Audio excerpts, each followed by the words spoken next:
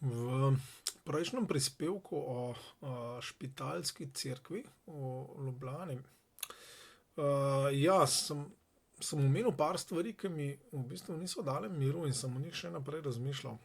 In ja, predvsem je zdaj to vprašanje se mi tam izpostavilo, ne načelnosti slovenskih protestantov, ki so se mnogi, ampak pravzaprav ne vemo res, koliko mnogi, tega podatka v resnici nimamo, koliko veliko se jih je spreobrnilo v katolicizem, koliko se jih je pa izselilo.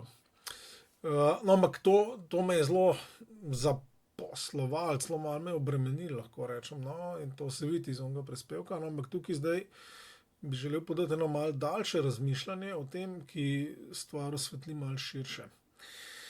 Prvo, kar mislim, da zelo pomaga, je razmislek o realnosti tako imenovane velike cerkve ali pa splošne cerkve, kot se je razvila seveda v Evropi, kot del pravzaprav državnega krščanstva. V resnici je to nekaj, kar se je razvijalo že od konca 4. stoletja naprej. In tako je bilo seveda tudi z uradno cerkvijo na slovenskem področju. In v članku o Martinu Lutru in hišni cerkvi na mojem blogu sem dal povezavo na en drug članek Eklezija in Ekleziola, prav kot cerkvica v cerkvi, ki ga je napisal Lloyd Jones pred dobrimi 50 leti in tam opozarja na ta problem, tako da če bi kdo želel malo več o tem, vas povabljam, da si preberete tisti malo daljši tekst v angleščini. Ampak realnost, ki se moramo zavedati, je pa naslednja. Kako izgleda splošna cerkev oziroma velika cerkev? Ja, velika cerkev izgleda takole. To je pač eno veliko telo, v katerem je veliko ljudi in znotraj tega telesa je seveda nek ostanek. Tukaj na tej slikci sem ga narisal kot ta majhen plav krog. Seveda, koliko je ta krog velik, ne vemo. Tudi verjetno kontrast je tukaj le premočen, ker meje med tem krogom pa ostalimi ljudmi v veliki cerkvi so zelo verjetno zabrisane. Ampak vseeno to dejstvo moramo imeti pred očmi. V tej splošni cerkvi, v državni cerkvi je tole realnost. Se pravi, je ena masa ljudi, ki se šteje za kristjane, potem je pa ena majhna, verjetno zelo majhna skupina, zdaj ne vemo, je to 1%, je to 10% ali mogoče več, procentov ljudi pa, ki res hodi za Kristusom. Se pravi, ki jim je prva in glavna stvar, da sledijo Jezusu, da se učijo od njega, ja, da nosijo svoj križ za Jezusom in da izkušajo moč njegovega vstajenja in da so pač upreženi v delo Božjega kraljestva v vsakem pogledu. To je pač preprosta realnost. Zdaj, če s to predstavo se postavimo v 16. stoletje, je bila realnost takale, na slovenskih tleh je bila takale velika cerkev, številka 1. V tem primeru je bila to katoliška cerkev, seveda bila tudi kakšna druga. In z prihodom novih idej se je zgodilo kaj? Iz ene velike cerkve je nastala druga velika cerkev, ki pa izgleda takole. Prav zelo podobno, isto strukturoma, pač ista stvar se vidi v njej. In zdaj tukaj razmislek je pa tle pomemben. Razlogi, motivi za prehod iz velike cerkve številka 1 v veliko cerkev številka 2, v našem primeru je to zdaj protestantska cerkev, lahko bilo tudi obratno, ta razmislek je zdaj pomemben. Ker tisti ljudje, ki so tukaj v tem sivem črtkanem področju, se pravi ta večina ljudi, ki je prestopila iz ene splošne cerkve v drugo splošno cerkev, ti ljudje, ki pač niso v resnici kristjani v tem pravem smislu besede, motiv njihov za prestop je seveda bil človeški. Ker ni mogel biti božji, ker božjega motiva pa njih ne more biti. Se pravi, ko opazujemo prehod iz recimo katoliške cerkve v protestantsko cerkev v 16. stoletju, pri nas se moramo zavedati te realnosti. Se pravi, eni ljudje so prestopili enostavno iz preprostih človeških razlogov, zdelo se jim je boljš, zdelo se jim je mogoče manj obremenjujoče, mogoče jih je čist na zunaj bolj privlačil, bolj preprost pristop k krščanstvu, z manj obredja, z manj zunanjih stvari.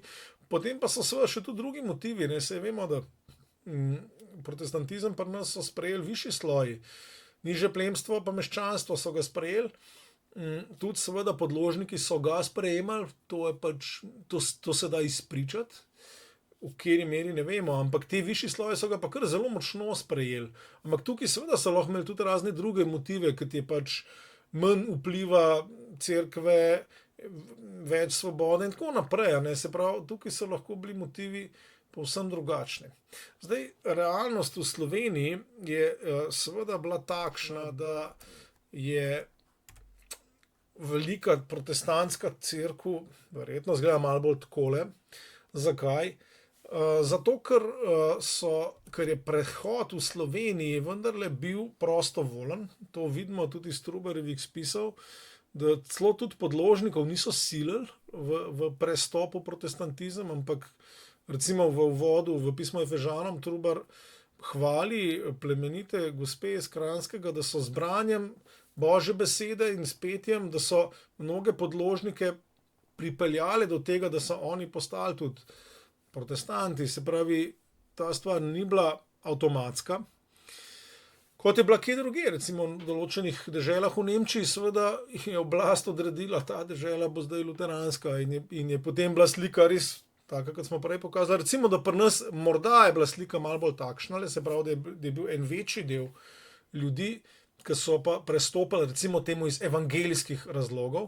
No, dajmo še o teh razmisliti. Se pravi, ta majhno jedro teh ljudi, ki pa res hodijo za Kristusom, nekateri so prestopili v protestantizem ravno zato, ker so videli, tako lahko bolj sledim Kristusu, se mu lahko bližji, lahko boljš, živim ta temeljni klic, to, da sledim Kristusu.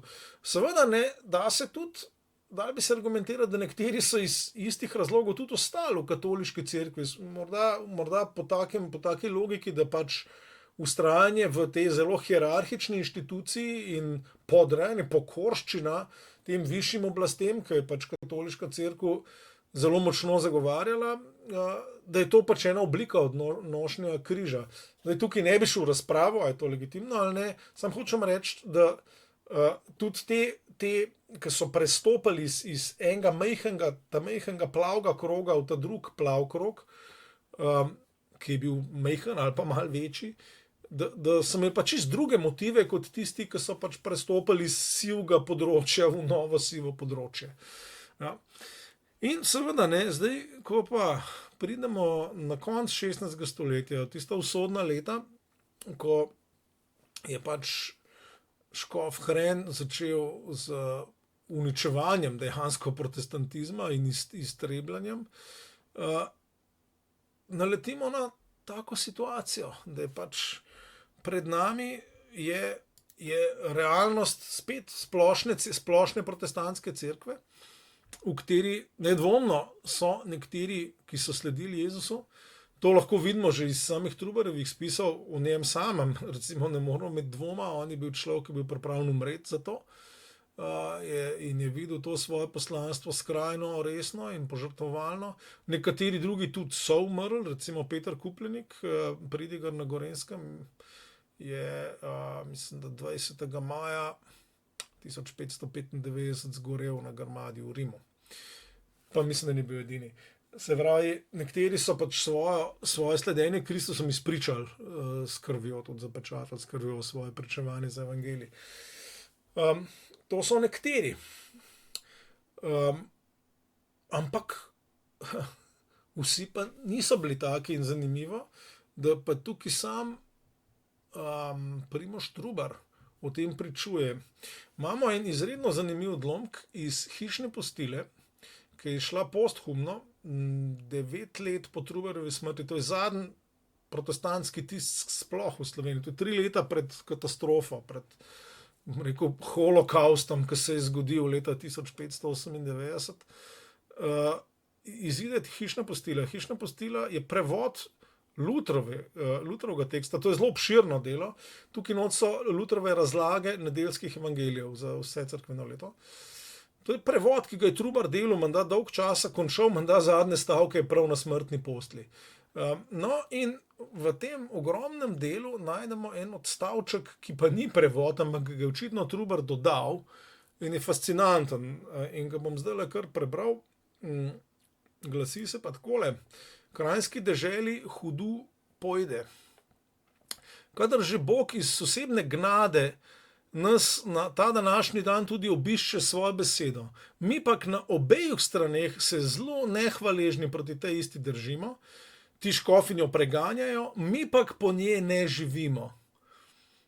In v to isto hočemo nucati k lakomnosti, oferti in k drugim grehom, tako jaz skrb imam, Kranjska dežela bode gvišno eno veliko štrajfingo morala trpeti. Bodi glih od Turka ali sicer skozi vojske, lakoto in druge štrajfinge.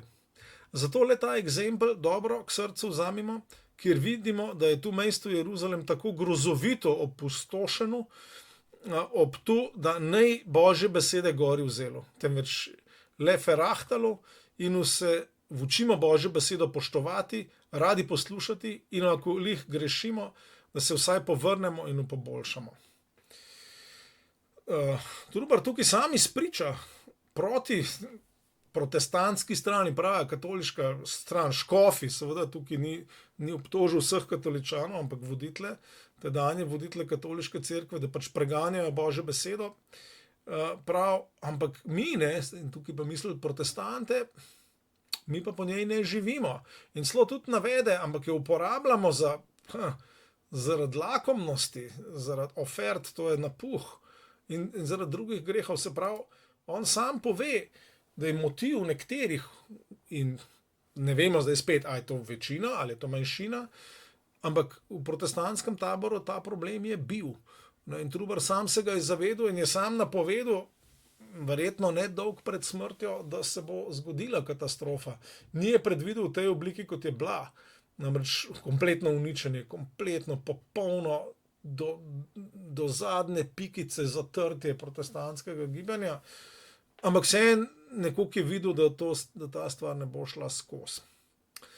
Ja, se pravi, kaj iz tega sledi? Ja, dvoje, prvič, zavedati se moramo tudi v redu, zakaj protestanti niso bili odporni, recimo, na preganjanje, ne?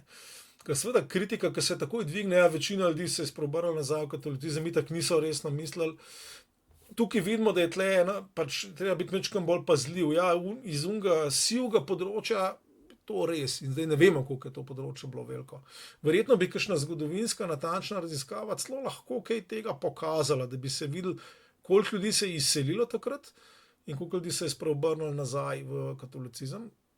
Tega podatka nimam, tako da zdaj ne morem govoriti.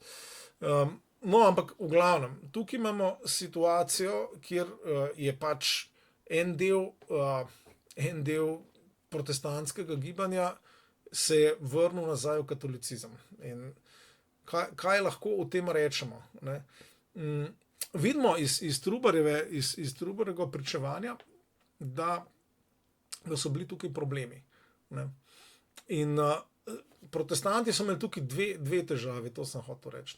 Prva je sama ekleziologija, ki je zahtevala še zmeraj to splošno cerkev, ki se pač dobiva v cerkvenih zgradbah, ki ima posebej postavljene pridigarje, voditelje in tako naprej. In jasno, taka stvar ni odporna proti preganjanju. Zanimivo je, da noben ni bil pazljiv na tisti majhen drobec pri Martinu Lutru, ker je Martin Luther sam v momentu bistrosti uzrl problem in ga točno tudi že nakazal rešitev, in to je majhno občestvo, ki mimogrede pri Lutru je tudi jasno, ki reši problem cerkvene discipline, ki reši problem tistega sivega področja, kjer je v cerkvi ogromno ljudi, ki pa v bistvu živijo v grehu, po domače povedano, in niso kristijani. Luther pove, da v majhni hišni cerkvi se seveda greh da razpoznati, se ga da karati, se ga da izpostaviti, se ga da tudi rešiti. In ljudem pomagati, da pač se spremenijo, ali pa seveda grejo ven, če pač hočeš živeti v grehu, v redu, ampak pol ne spadajo v cerkev. To je zanimivo, da je pri Lutru imamo to čudovito mesto, ki se ga pa slovenski, pa tudi, kot vem, tudi drugi protestanti se niso spomnili na njega, kadar so prišli v preganjanje. Drugo je pa ta zelo močen poudarek na poslušnosti oblastem, ker ne nazadnje je le res, da se je protestantizem v Sloveniji, kakor ga je bilo, je tudi deloval zaradi tega, ker so oblasti, plemstvo, deželni stanovi, mestni sveti so želeli protestantizem. Se pravi, ta poslušnost oblastem je bila pomembna za protestante, tudi Trubar zelo močno poudarja. In seveda, če je pa zdaj na koncu oblast ukazala, da se je treba izseliti, je bilo treba pa tudi to poslušati. Se pravi, to je pa drug, recimo, problem, ki so ga imeli slovenski protestanti, namreč, da so pač, ker je šlo za cuius regio, eius religio, so to upoštevali, ker so vedeli, da tudi druge se to upošteva. Se pravi, niso bili odporni na preganjanje. Tako da, ja, verjetno za tisti majhen plav krog ali pa malo večji plav krog, mislim, da lahko predvidevamo, da ta se je izselil. Zelo dvomim, da bi se iz tistega jih kaj dost vrnilo v katolicizem. Medtem, ko seveda za siv krog pa ni bilo problema, seveda, ker oni so pa itak imeli druge motive in ko so videli, da pač človeško gledano je boljše se vrniti, so se vrnili nazaj v katolicizem, ampak to niso bili ljudje, ki bi bili protestanti zaradi sledenja Kristusu. Medtem, ko nekateri drugi, pa vemo, so plačali za to z življenjem. To se mi zdi je pač mal nadaljni razmislek o tem, o usodi in zgodbi protestantskega gibanja v Sloveniji. Seveda pa obstaja veliko vprašanje in to pa bi bila potrebna malo globja zgodovinska razprava, kako to, da se prav nobeno skrivno protestantsko